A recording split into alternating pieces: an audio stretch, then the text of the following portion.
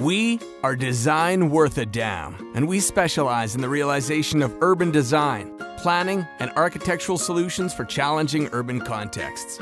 We create sustainable and innovative urban designs for public spaces and structures while solving potential and existing urban issues. Our firm has been tasked with the redesign of a current site located along the east side of the Senator Sid Buckwold Bridge in Saskatoon, spanning from the riverfront at the newly developed River Landing up to 20th Street. Although the site is in the midst of a number of exciting new developments, our redesign of the surrounding streetscape will assist this area in evolving to its full potential. The physical topography of this site is ideal for a pathway from 20th Street to 19th Street and down to River Landing. Currently, the site has spatial limitations and struggles to provide a safe and enjoyable passage to and from its surrounding destinations.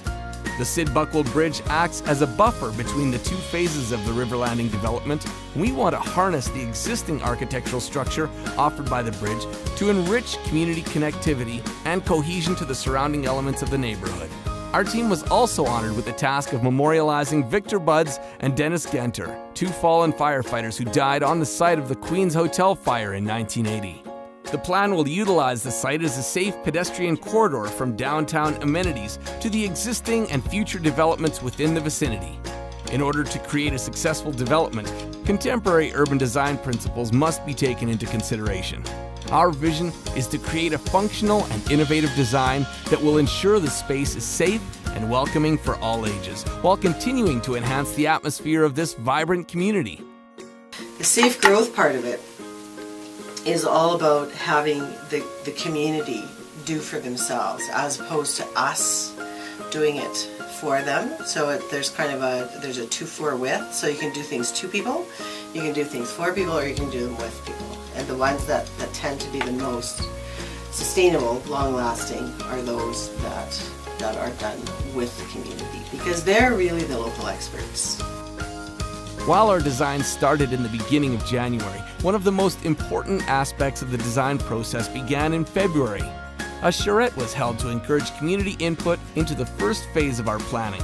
While some individuals expressed the need for easier transportation to and from the site, others communicated concern regarding the community engagement and connections between the diverse and polarized neighborhoods surrounding the site. There's a lot of open space, maybe more areas for kids. It would be really beautiful if you had a walkway right all the way over the river. Now it feels a little unpedestrian friendly. Okay. It's very noisy, there's pigeons everywhere. Have art or murals alongside sound attenuation walls. The connection to the actual bridge itself. There's stairs, but there's no ramps. If you have a bike or you have different mobility kind of route. A really nice seasonal art job on that huge wall would be awesome. What we learned the most from the charrette experience was that we needed to create a place where all people were welcome to stay and enjoy the space, while at the same time they felt safe and could pass through the site with ease. The suggestions and desires of the community members who attended the charrette have been integrated into the final design of our site. Through our creative process, we were able to identify a number of strategies to create a space that is lively, safe, and accessible, while also bringing in features of environmental sustainability. Our solution harnesses the potential of the site and revitalizes it in order to best serve the community and people within it. A number of activities will be mixed into the site, including opportunities for physical activity, games, exhibits, interactive learning, and collaborative media, while honoring all multicultural aspects of the community. Our creative strategy begins at the north end of the site, which is currently used as a service road and undesignated multi-use pathway along the off-ramp onto First Avenue. It was essential to our design to transform this underutilized piece of land into something that connected pedestrians from one end of the site to the other. The pathway would be ideal for pedestrians and cyclists to get away from direct traffic and have an option of taking an alternative route that conveniently gave them the access to the bridge crossing. On the corner of First Avenue and 20th Street is a defining gateway into the heart of the city. In conjunction with the existing memorials honorizing Victor Buds and Dennis Genter of the Queen's Hotel fire, a memorial building will be erected incorporating the Queen's Hotel's original pediment in the building facade. Our first priority was to create a walkable community for people. The design of the pathway combines both a walkway for pedestrians and cyclists and offers a place for people to stay and convene. We wanted to expand on the river landing development by creating more spaces for people outside of the current development. The main feature of this pathway focuses on a pedestrian arcade overhanging alongside the bridge. This multi-purpose structure creates a more human scale setting in a usually unpleasant surrounding of a freeway. The arcade will be one of our biggest generators of energy on the site. The durable glass structure doubles as a shelter from the elements as well as an energy generator by absorbing photons and converting them into electrons through a completely transparent panel of glass similar to solar cells in order to generate power for the site's features. A stormwater management system will also be incorporated in the arcade design.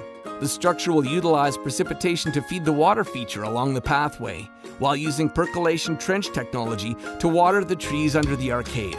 It will reduce the unnecessary urban water runoff and allow slow filtration of remaining water into the soil. Moving down along the arcade, pedestrians are encouraged to visit temporary vendors set up alongside the path before reaching a pedestrian priority crosswalk across 19th Street. While passing each section of the site, empty wall spaces will be used as a canvas for local artists and community members to take part in painting murals that represent the community residents. Here on the west side of Klinkskill Manor is an artist's interpretation of a medicine wheel. Under the Ottawa Freeway, the site has been completely transformed into a combined green parking lot and temporary food truck site. Along this site, our design features a very unique under-the-bridge experience. The media garden under the bridge creates a civic gathering space with seating where film festivals and other river events will be hosted. Due to limited natural light, the site thrives as a perfect space for a media garden.